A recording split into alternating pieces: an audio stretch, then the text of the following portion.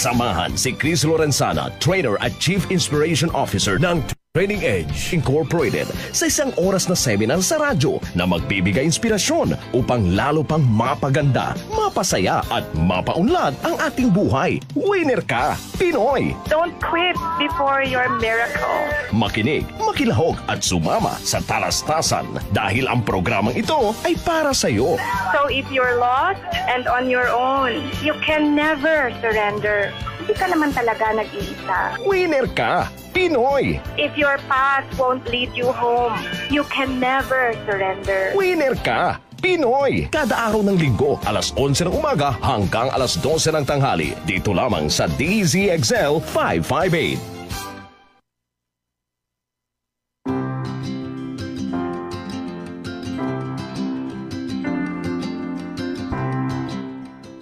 Happy Winner Ka Pinoy Sunday, everyone! Welcome to Winner Ka Pinoy.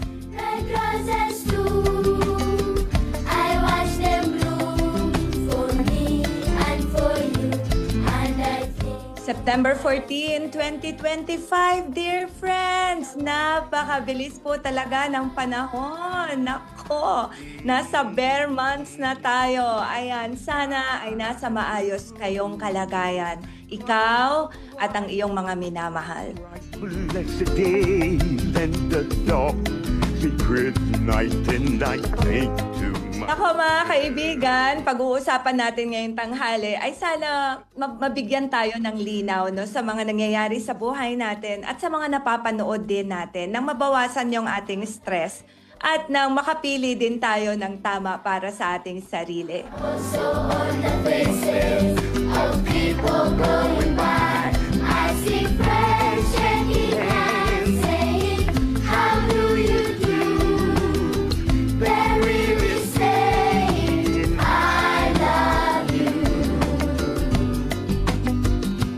I hear babies cry, I watch them grow. They'll learn much more than I'll ever know. And I think to myself, what a wonderful world. What a wonderful world pa din mga kaibigan. Kahit na maraming mga bagay ang nagpapainit sa ulo natin, maraming mga nakakasuya panoorin at pakinggan, it is still a wonderful world kasi buhay tayo ha. Andyan ka, andyan ang iyong mga minamahal at meron pa rin namang pag-asa. Huwag tayong bumitaw sa pag-asa. So, ang pag-uusapan natin ngayong tanghali mga kaibigan ay yung tinatawag na hedonic adaptation. Hedonic adaptation. Bakit kaya ang saya ay lumilipas, no? Or bakit yung mga bagay na dati nakapagbigay naman ng saya sa atin, ngayon hindi na siya nakapagbigay ng saya at gusto pa natin ng higit pa. Higit pa. Ayan. Alright. So, padala niyo po ako ng inyong mga mensahe mga kaibigan ha sa ating Winner Ka Pinoy number 0976-014-5041. Pwede rin po sa ating Facebook live stream, pwede rin po sa messenger ko. Ayan, at kasama ko po sa ating station ngayon, si Miss Riza Castillo, Mr. Erwin Nakatangay, si Miss Joanna, Miss Leda, at saka si Mr. Adler. There we go. Thank you so very much, team, for assisting me today. So, yun mga kaibigan, manarinig na natin dati ang salitang hedonism. No? So, we're going to redefine that today. Not redefine, sorry. Kasi meron na siyang sariling definition talaga. But we're going to revisit hedonism.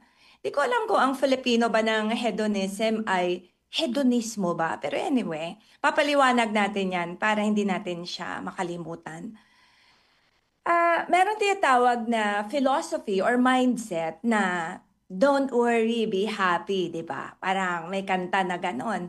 So ang sisabing hedonism, it's a philosophy na nagsasabing ang pinakamataas na kabutihan sa buhay ay ang kasiyahan o pleasure. Sa madaling salita, ito yung paniniwala na ang pinakamataas na layunin nating mga tao ay hanapin ang ikasasaya natin, ang masarap, at iwasan ang sakit. Marami sa mga nang motivate usually ay ganyan, di ba? Parang kunyari, pag nag-motivate sila, gusto nila avoid pain and approach or choose pleasure. I will just share our Facebook, our live stream on my Facebook wall.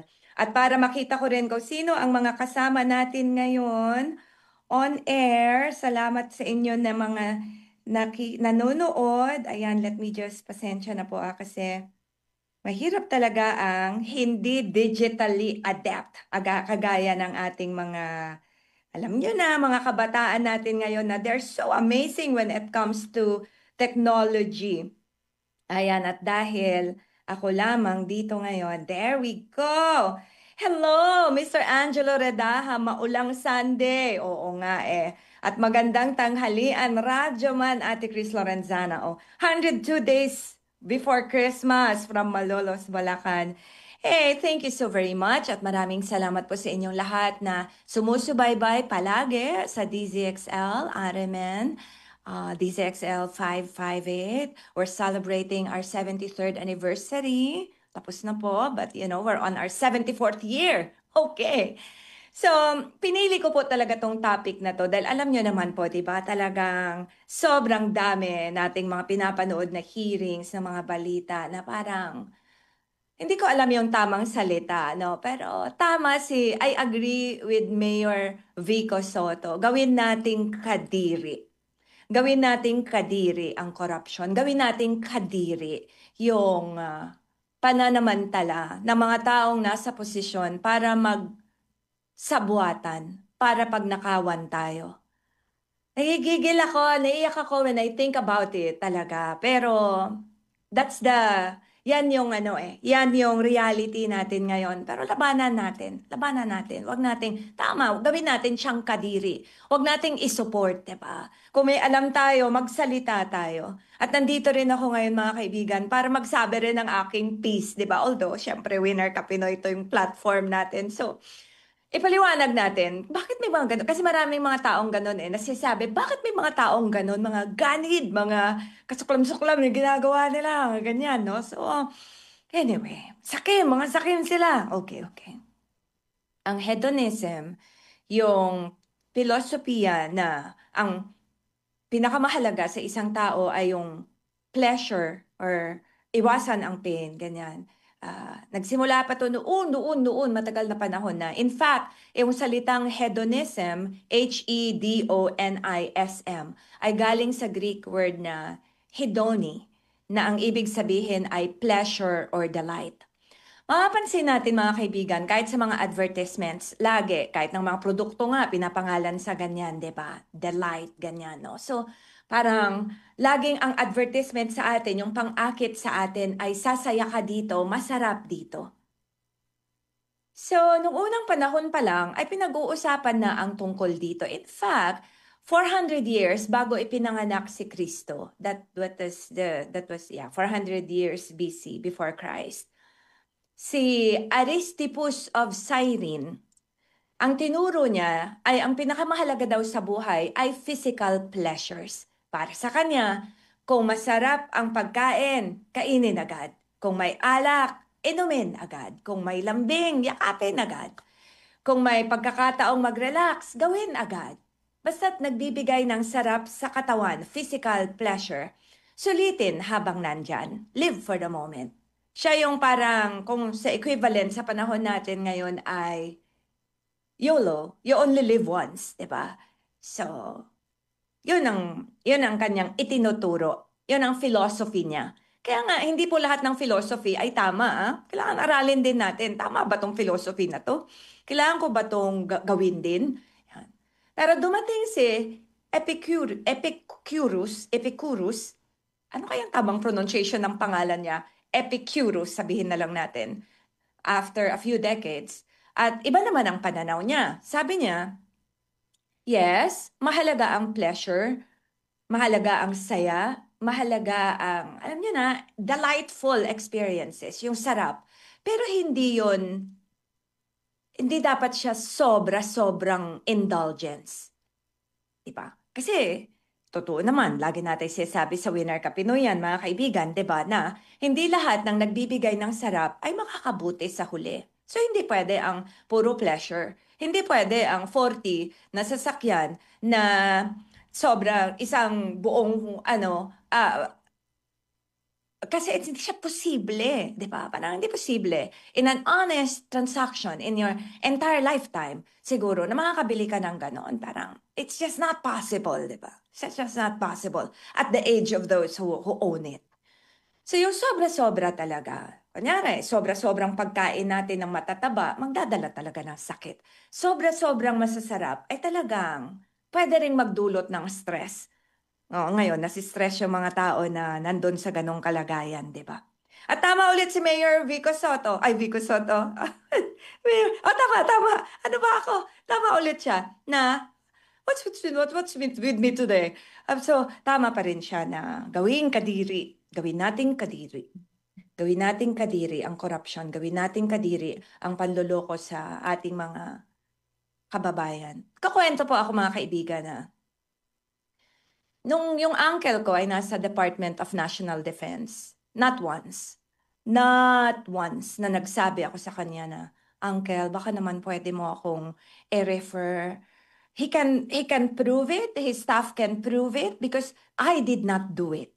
Never kong sinabi sa kanya na, Uncle Del, baka naman pwede mo akong ipasok dyan sa ganito or i-refer sa ganyan. Baka pwede mong i-refer yung training programs ko or pagiging consultant ko. Never.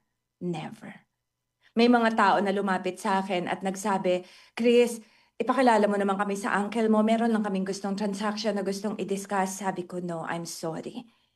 You go directly to his office if you want.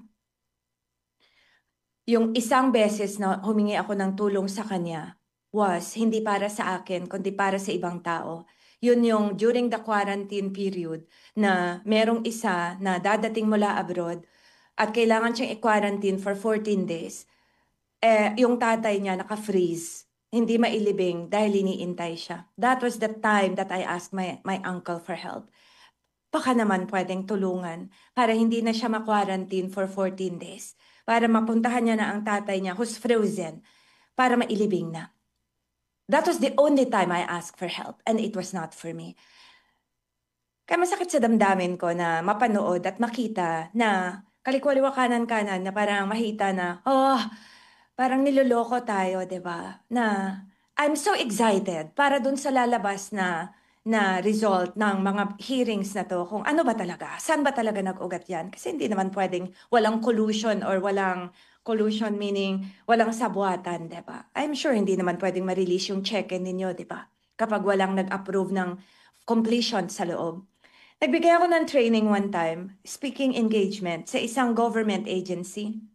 Again, nakilala nila ako sa pamamagitan ng referral yata. Ang mura-mura lang nung PF ko doon. Yung PF ko, may butal pa nga point something pa. Was that 2,000 point something for an hour talk? Alam niyo po ba na ang tagal ng proseso bago ako mabayaran ng 2,000 plus pesos?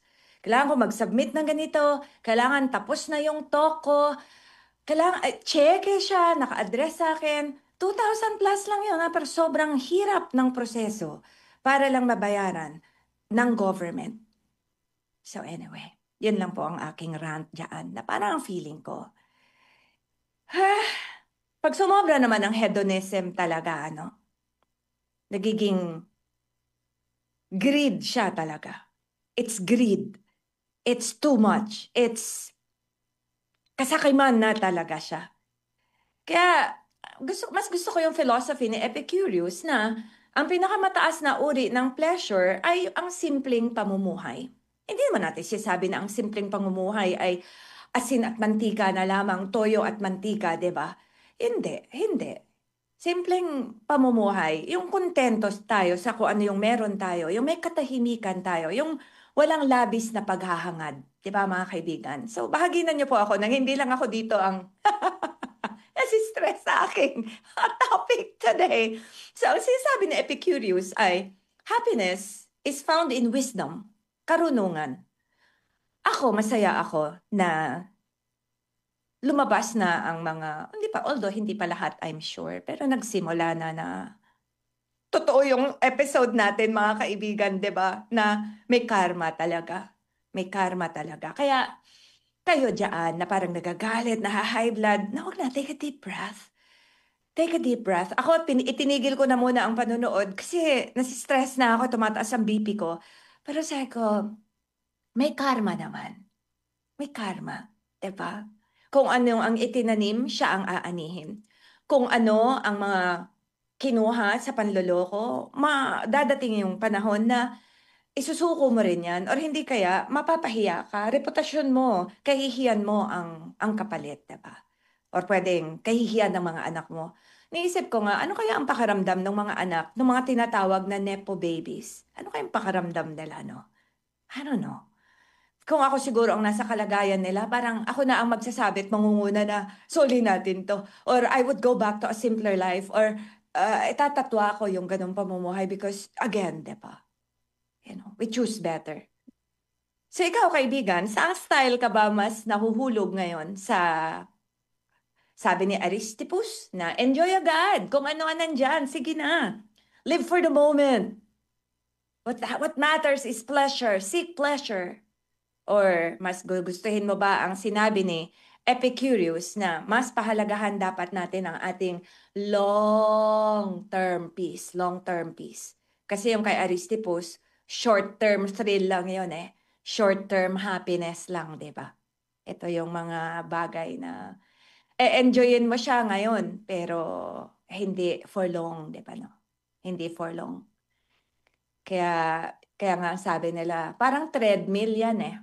Yung hedonism is like a treadmill. Kaya may tinatawag na hedonic treadmill. Di ba yung mga naglalakad sa treadmill, busy ka nga lang, pero wala kang napapatunguhan eh. You're just there. So that's the hedonic treadmill of more. Na you want more now, you want more later, you want more. Sabi ng iba, Miss Chris, akala ko nung nagka-iPhone ako, magiging confident at masaya na ako, pero bakit di pa rin ako masaya? Well, kasi sabi nga ni Chuck Palahniuk, the things you own end up owning you. The things you own end up owning you. Kaya nga, marami ngayon, and I joined the movement, ang mas gustong maging minimalist. Minimalist. Let go of possessions you don't need. At huwag nang mangarap pa ng mga bagay na, paano ko ba sabihin? Mga bagay na itinatali lang tayo, di ba? Pero hindi siya talaga makakapagbigay sa atin ng long-term happiness or long-term peace. Siyempre, familiar naman kayo sa mga addictions, di po ba? Marami dyan, yung mga luho nila, yung mga indulgences nila. There are some who are drug addicts, di ba? Some are alcohol addicts, food addicts, shopping addicts. Ang problema dyan is magkakaroon someday ng tinatawag na hedonic adaptation. Kaya yung mga napapanood yung movie, di pa ba na yung addict no, nagsimula sa maliit, nagsimula sa konti, hanggang sa para maramdaman niya yung same level of high. Kailangan more, hanggang sa naisasakripisyo niya na ang sarili niya, kalusugan niya, pamilya niya, because it's a treadmill of more. Yung baseline niya ng high, tumataas hanggang sa mamatay na lang nga siya, di ba? Kaya yung mga iba, di ba, na sabihin nila na, okay, the person died because of, overdose of like this. Kasi sa mind niya, hindi pa rin siya masaya, di ba? Kasi nga, tumaas yung baseline mo eh. Dati masaya ka na sa 1,000 pesos, di ba? Ngayon, 10,000, hindi ka na masaya. Yung iba ngayon, 1,000,000, di na masaya. Gusto, 1,000,000,000 na, di ba? Kaya, it's painful to watch. It's painful to watch how our own countrymen can take advantage of us. It's painful to watch. Kanina, while preparing for this episode, I watched what happened in Nepal. Yung mga Gen Zs doon ay nagwelga sila and there's a change in their government. meron din sa kanila doong parang ganito din, kagaya rin nun sa atin, na yung construction ng airport nila anomalous din. So, kasi hindi lang pala tayo, pero still, 'di ba? So, yun, kaibigan, baka kailangan nating palitan yung ating philosophy. 'Di ba? So, paano nga ba?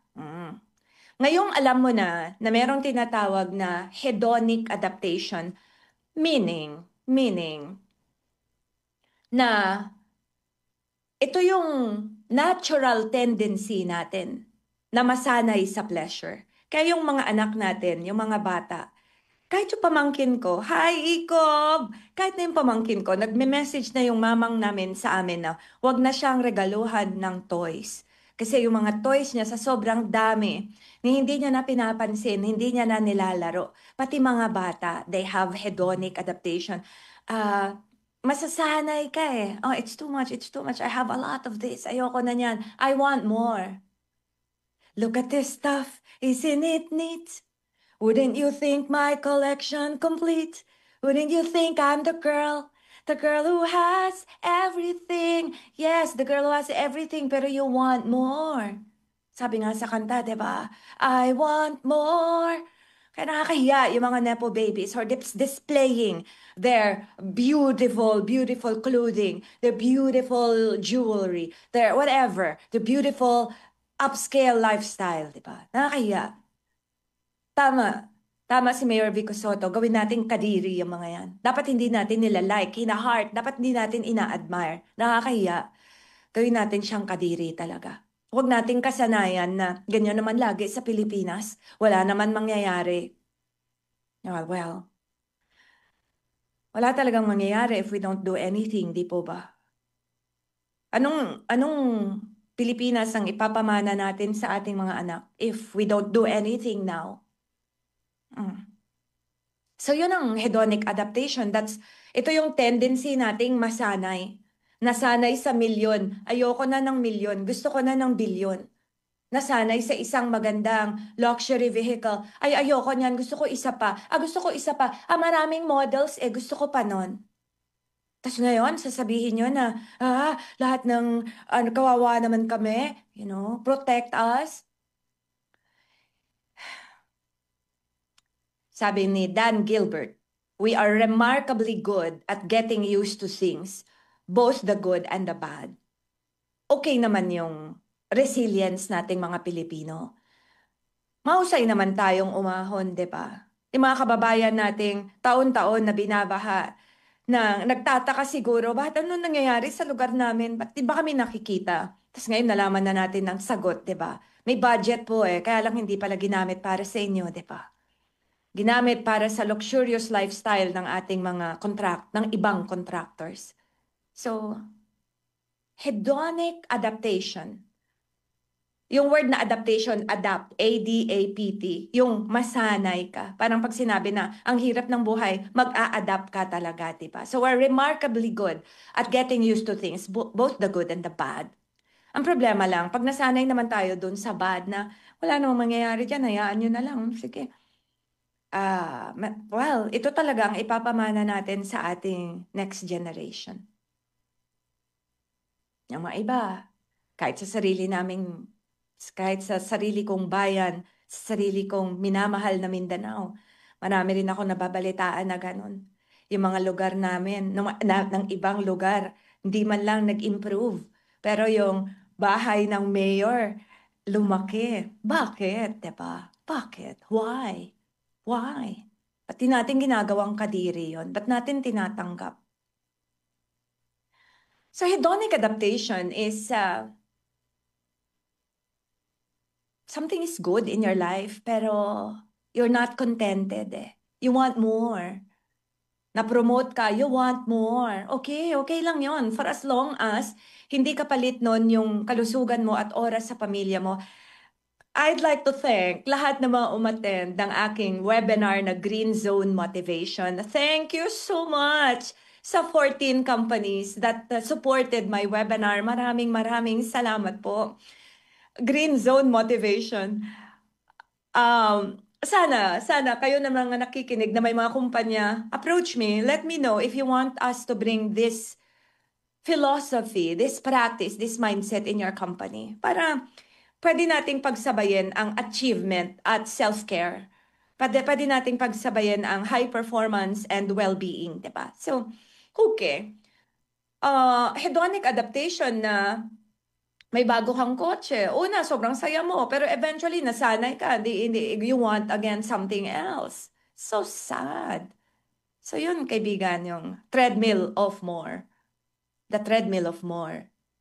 Na-discuss ko na yan sa isang episode natin, di po ba? Na the wanting of more will never really satisfy anyone. Kasi there will always be more out there to be desired. Laging meron, di ba, no? So imagine mo, di ba, hindi ka na kontento sa girlfriend mo. I want more. Anong klaseng lalaki ka, di ba? Or kung babae ka naman, hindi ka na kontento sa isang boyfriend, you want more. Anong klaseng, di ba? Babae ka. Sorry for these words, but we need to confront ourselves also na hindi pwede. Hindi pwede. Because again, the things you desire end up owning you. Right? Yun na lang ang, yung parang naging naging addiction mo siya, doon na lang umiikot ang buhay mo. So tama talaga si Mayor Vico Soto. I'm a fan, na gawing kadiri ang corruption. Gawing kadiri ang panluloko sa kapwa. Gawing kadiri. At huwag na tayong mag-participate. Alright, dear friends? Time check, mga kaibigan. It's 11:30 in the morning. At nandito pa rin po kayo sa inyong paboritong programa tuwing linggo. Winner Ka Pinoy sa DZXL 558 Manila. Part of Radio Mindanao Network. We are on our 74th year. We just celebrated our 73rd anniversary. 73 years of serving our country. September 14, 2025, dear friends. At sa lahat po sa inyo na nagsiselebrate na inyong kaarawan ngayong araw na ito, happy birthday. Happy birthday to you. There we go. Okay. Take a deep breath.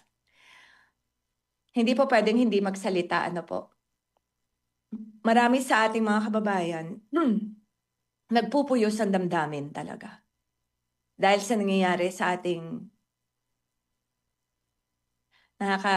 nakakalungkot isipin na yung mga taong dapat magsilbi sa atin. Make this corruption happen, di ba? Kasi again, naniniwala ako na imposible na mabayaran sila ng bilyon-bilyon nang walang nag-approve sa loob. Imposible. Imposible. Kasi ako nga po, 2,000 pesos lang yung aking professional fee. Ang daming pinagdaan ng proseso, ang dami kong sinubmit, mabayaran lamang ako. Ang dami. At kailangan kong i-complete yung training ko. Kailangan nilang i-certify that the training has been completed bago ako mabayaran ng 2,777 something plus. So imposible. Imposible. So that's why, dear friends, tama lang na magalit tayo. Anyway, let me read your messages before I, bago tumaas lalo ang BP ko, nagkakanda-vertigo na nga ako, tapos tumataas pa yung BP ko. Hello, Mr. Ed Manukduk. Hi, Miss Marie Chris Mendez. Hi, Kitty. Maraming salamat sa pagdalaw sa akin, at sa masarap na suman at crabs. Yan, pinapataba mo ako lalo. Hello, Miss Maribel Dolores. Hi, Beng, my gayem. Hi, Tita Ping. Thank you so much for always watching Winner Ka Pinoy. Nako, thank you so much po. There's a message here from Roslyn Malapitan Gayares. Good morning, Ate Chris. Watching and listening to DZXL News from Bacolod City since early morning. Salamat. Madamo, gid nga salamat sa inyo tanandira sa Bacolod. Maghalong pirmi. Hello, Mama Love, Dr. Echel Villanueva, Tita Dani Villanueva, maraming salamat po. Miss Neth Perry, hello, Ma'am Chris, can you greet me now? Birthday ko bukas, 60th birthday. Wow! Happy 60th birthday, Miss Neth Perry. Tita, tatawagin na kitang tita, ha? Tita Neth. Wow, it's such a huge celebration to turn 60. Kahit na hindi malaki, bongga yung selebrasyon mo. Thank God. Kasi marami ang hindi umaabot sa magandang edad na yan. And magkakaroon ka na ng senior citizen card. Magkakaroon ka na ng mga benefits ng pagiging senior. So, enjoy your birthday tomorrow. Hey, there's a message here from Romel Livid. Maligayang linggo pa rin po muli sa lahat. Maligayang linggo din sa'yo. From Ed Manukdok, it is not happy people who are thankful. It is thankful people who are happy. That is true. Indeed, indeed. So, dear friends, we're talking today about why happiness does not last because of hedonic adaptation. Nasasanay kasi tayo. Nasasanay tayo. Hindi maganda na masanay tayo sa korupsyon, di ba? Ganyan naman lagi, panahon pa ni ganito. Hindi, hindi. Di ba? Wag tayong masanay sa lungkot. Wag din tayong masanay sa pait. Wag. Wag tayong masanay na desensitize tayo doon sa fact na, ganyan naman talaga sila. In fact, I had a classmate in the law school before. I will never forget this. When I was a student sa law, hindi pa ako natapos. Third year law school lang ako. Hanggang third year lang ako. I had a classmate before sa law school. Tapos nagkukwentuhan kami. Oh, bakit ka nag-law? Kasi I really wanted to be a criminal lawyer. Ang galing ko talaga sa criminal law. Sabi din ng professor ko, Chris, magaling ka talaga sa criminal law. I wanted to be a criminal lawyer, but then alam nyo na ang kwento, Janelle came, so I gave up the dream. And in one of our conversations, lalaki to, talagang pinagmamayabang niya pa. Sabi niya, nako, kaya ako mag-abogado kasi nasa gobyerno ang pera. Sabi niya. Nasa gobyerno ang pera. Ang layo ng sagot niya, pero ngayon ko lang naiintindihan, di ba? Sabi niya, mag-abogado siya kasi nasa gobyerno ang pera. Totoo naman talaga nasa gobyerno ang pera. Sayang lang, di ba? Sayang lang if karamihan sa leaders natin ay hindi stewards ng ating gobyerno talaga. So there, dear friends. Ikaw ba? Ano ba yung bagay dati na ine-enjoy mo naman? Ordinaryo lang na bagay yan, pero hindi ka na natuwa eh. Ngayon, you want more.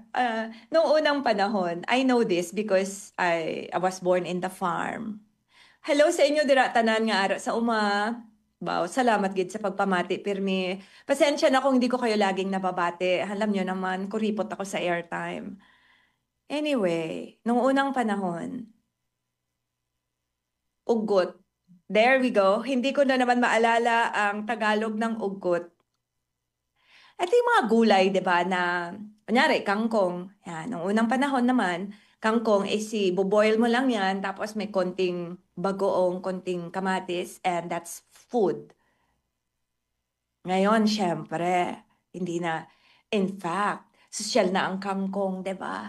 Meron ng kangkong with garlic, kangkong with shrimp and garlic. Alam niyo yun? Sauteed kangkong na pag binili mo sa restaurant, 250 pesos. We wanted more. Hindi na tayo kontento, di ba? So, wala namang masama sa ganun. Example ko lang. Pero ngayon, yung iba, hindi na kontento sa gulay lang. Ay, gulay lang. Walang pork. Birthday, 50th, walang lechon. Diba? Hindi na tayo nakakontento dun sa dating baseline natin na meron lang lechong manok, masaya na tayo. Now, we want more. Gusto natin lechong baboy din. No. In fact, yung iba, they want more. Lechong baka naman, diba? So there, dear friends, it's sad. I'm so sad. I really am sad. In fact, there were times when I'd be watching live, pinapatay ko, sabi ko, mamaya ko na lang panoorin yan, sa replay na lang. Or sometimes, I would watch Christian Esguerra sa Facts First. So, may init na naman ang ulo ko. Kainis talaga. Parang ang feeling ko, hindi naman po sa nagmamayabang ha, pero parang feeling ko, parang, ano ba naman yun, no? Parang naisip ko pa, kakasad. You know, pasahay-sahay ka ng Winner ka Pinoy, tapos, alam niya yun. There's even one message sent to me before na, Chris, wala nang nababago yung sinasabi mo or ginagawa mo. And that's why I said, kung meron lang isang tao na sana, di ba, mabago or maging maganda ang pananaw, maybe things will change, you know. Kasi it would ripple, di ba? Nga pala mga kaibigan, para hindi na ako masyadong stress next Sunday. We're going to have part 2 of our Ask Chris Anything this coming Sunday sa September 21. So, lahat kayo na nagpadala na ng mga tanong nyo, again, gaya ng dati, bubunutin natin. We're going to write them down and then pick them. So, please send your messages again, your questions. It doesn't have to be about me. It could be about anything. Pwede yun, kagaya nung pinadalang message dati ni Weng, di ba, na hindi naman siya related sa akin. Pero, you know, it can be anything you want to ask na hindi dati nako-cover sa Winner Ka Pinoy. So, ipadala niyo po sa aking messenger or pwede rin po sa ating Winner Ka Pinoy number 0976-014-5041. Let's play a beautiful song, dear friends. Ipaalala natin sa atin sarili kung sino tayo, kung ano tayo, at kung ano ang mas magandang hangarin. Huwag na tayong mainggit. Huwag na tayong mainggit. Huwag na nating sabihin na, kasi may nakausap ako na ganon, Chris, buti pa sila. Nagsiswimming sila sa pera. It breaks my heart because yung nagsabi nito sa akin talaga, hirap talaga. Alam mo yung kung pwedeng lunod ang metaphor natin sa kanya ay lunod siya, lunod lagi, tapos gaganon lang siya na makahinga ng konti, tapos lunod na naman, tapos gaganon lang ulit, maiangat lang niya yung ilong niya, para lang makahinga. Ganon yung ano niya. So you'd understand why it pains me so much na may mga ganong tao sa atin, na mga kapwa nating Pilipino. But anyway, dear friends, pwede naman nating ibahin ang ating sarili. At kagaya ng sabi ni Mayor Vico, di ba? Gawin nating kadiri ang corruption. Let's enjoy this very beautiful song by Riobed Lorente, one of my favorites. Ang Galing Mo, Bayaning Pilipino.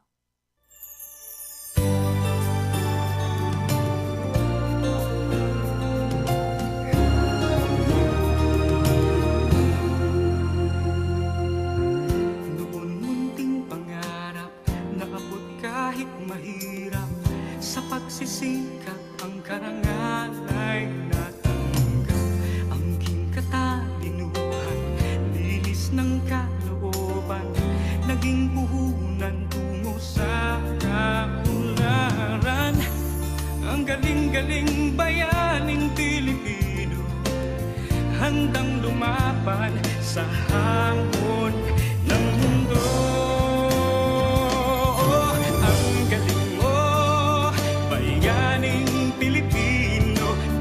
Sa puso't paggawa, kayamanan ng buong mundo. Ang galing mo, bayaning Pilipino, tapat at totoo, laging taas loob, oh Pilipino. Sa husay mo't talino, walang di sasaludo, tapat sa tungkulin, marangal ang pagkatao. Bayani kang dakila, sa Diyos ay may tiwala, likas sa puso ang pagtulong sa kapwa. Ang galing-galing bayaning Pilipino, handang lumaban sa hamon ng mundo.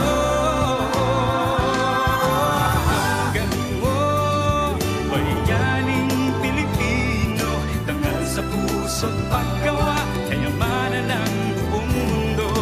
Ang galing mo, bayaning Pilipino, tapat at totoo, laging taas noo, oh Pilipino.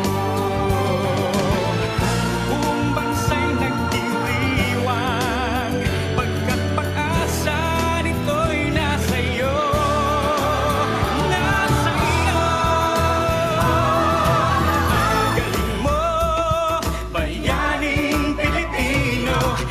Sa puso't paggawa, kayamanan ng buong mundo. Ang galing mo, bayaning Pilipino, tapat at totoo, laging taas loob, oh Pilipino. Tapat sa puso't paggawa, kayamanan ng buong mundo. Ang galing mo, bayaning Pilipino.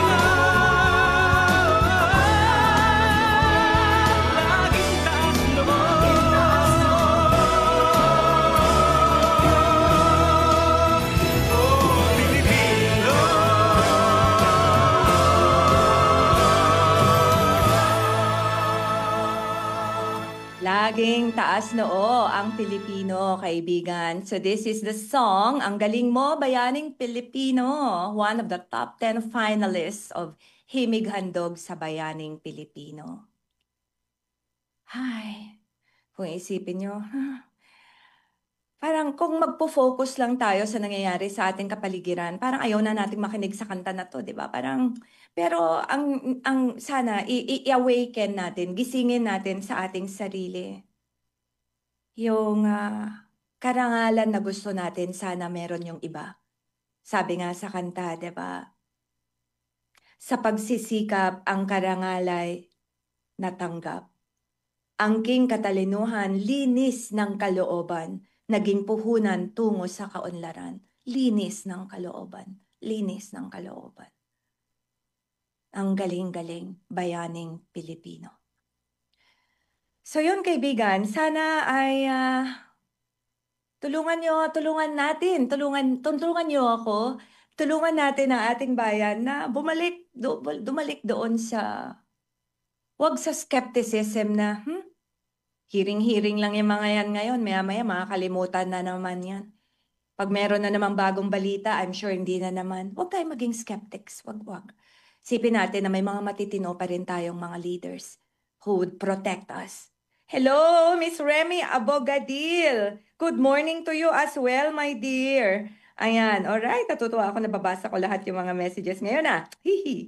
Okay, so let me continue with hedonism.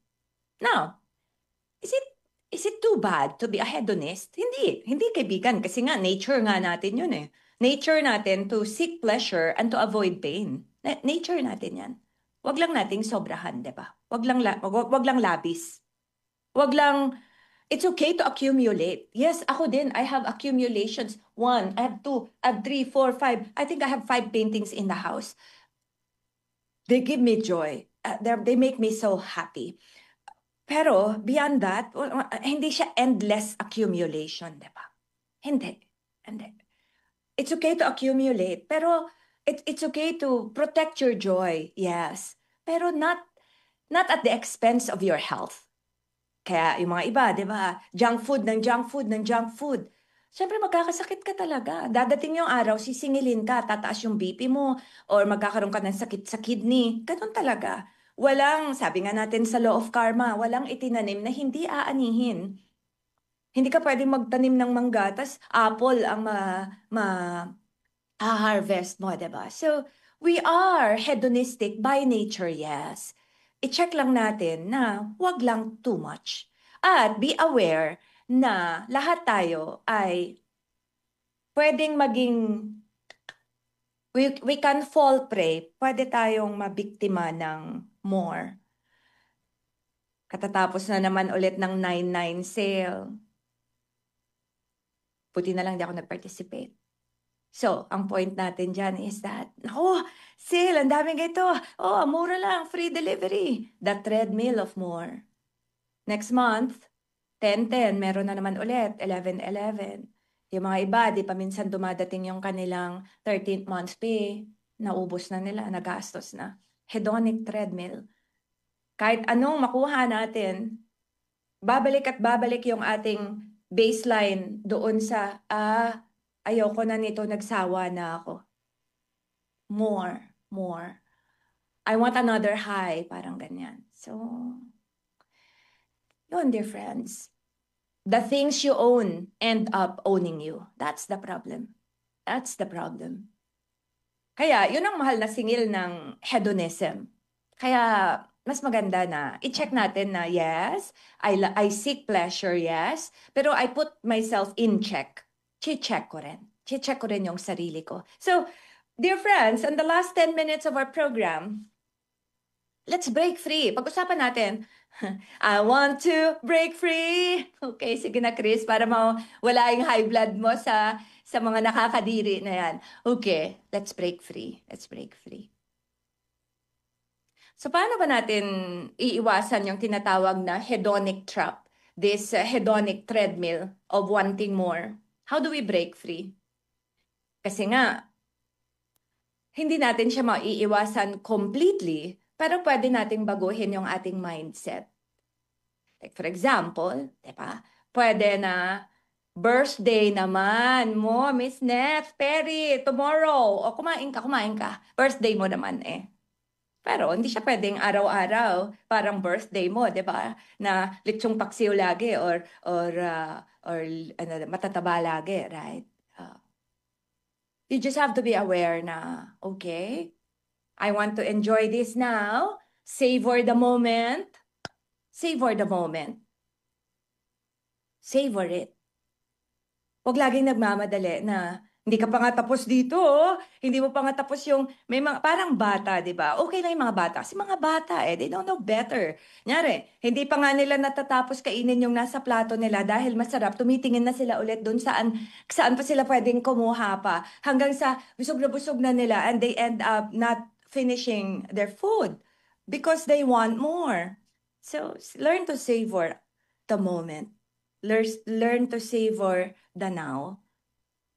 Huwag laging nagmamadali o tumitingin sa iba na buti pa sila meron na, nako, tong batchmates ko, buti pa sila meron na silang ganun, dapat ako din. No, savor the moment. Savor what you have. Savor your coffee. Savor your breakfast. Savor your lunch. Sa inyo po na nakikinig habang nanananghalian, hello to you all.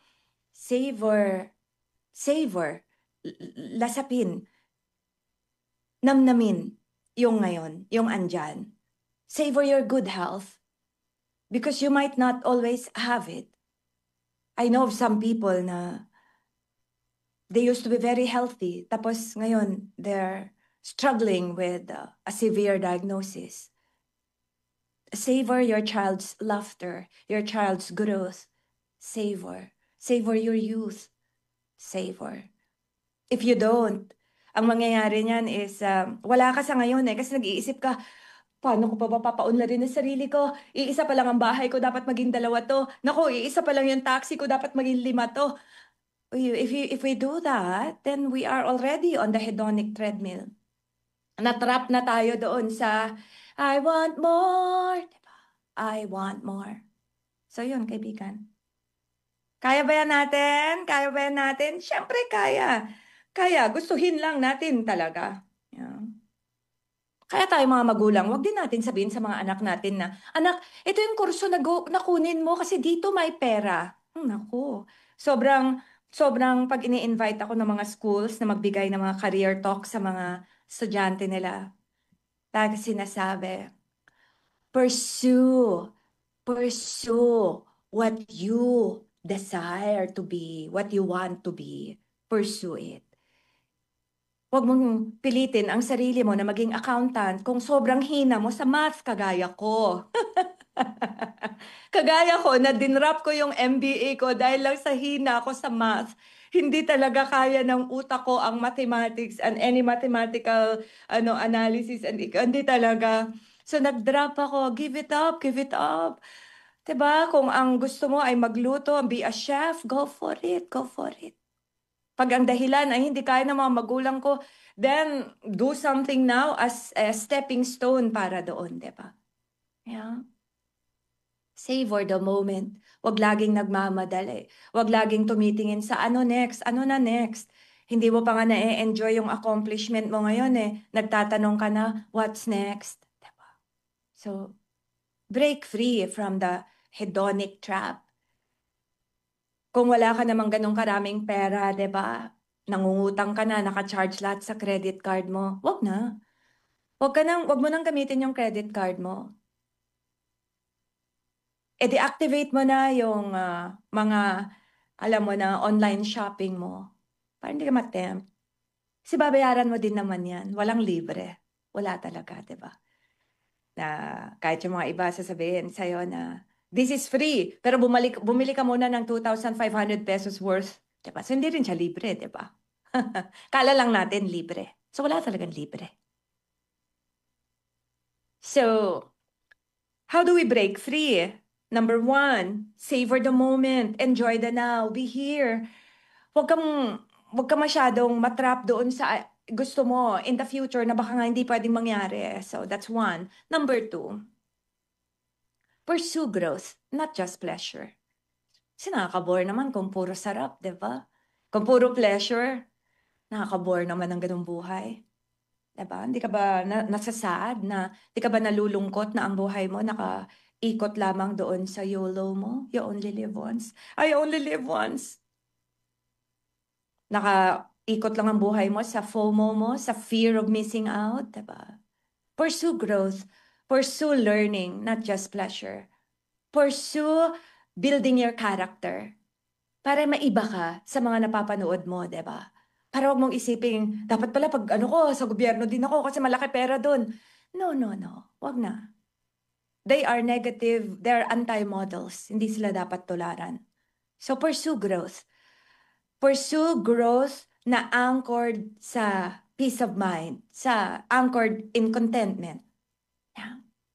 Sabi nga ni Dalai Lama, happiness is not something ready-made. It comes from your own actions. So ngayon pa lang, lalo na pag bata ka pa, yung actions mo, mahalaga yan. What you do, what you choose. Yeah.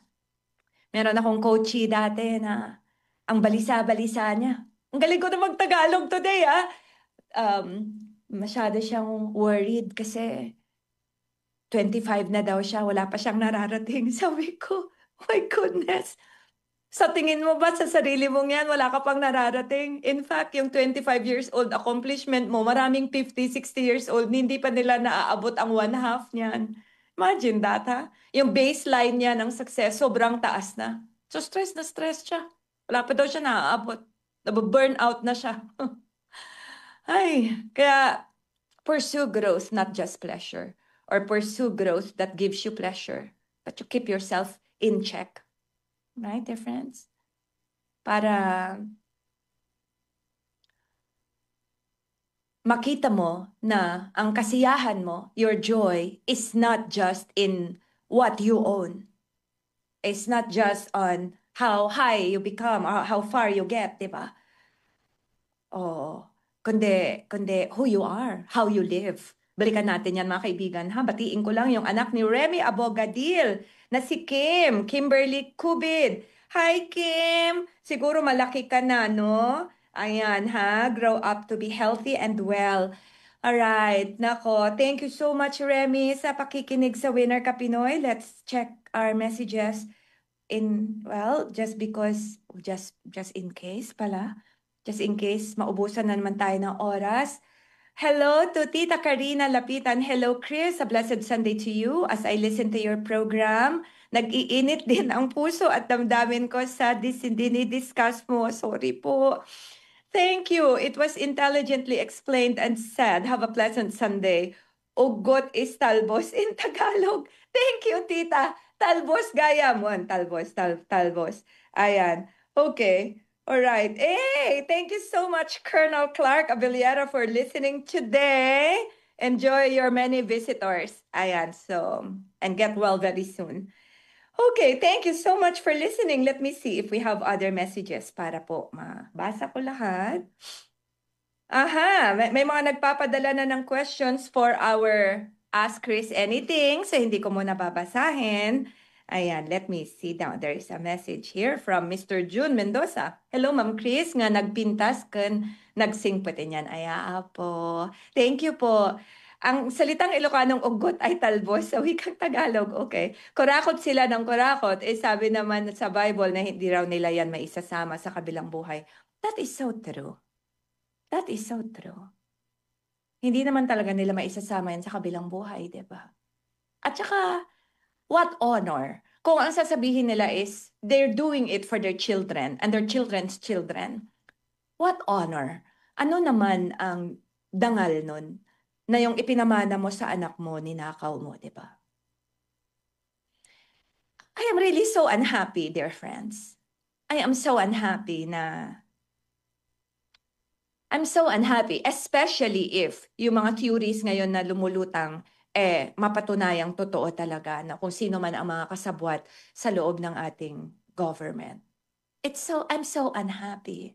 But I don't want to just be unhappy and just be angry at mag-post sa Facebook ng feeling annoyed. No. Tuloy pa rin natin yung ating Winner Ka Pinoy. Ang galing mo, bayaning Pilipino. tuloy pa rin natin yon, kaibigan. Let's not be desensitized and not care anymore. So, yun. Yung sinasabi natin kanina na hedonic adaptation means,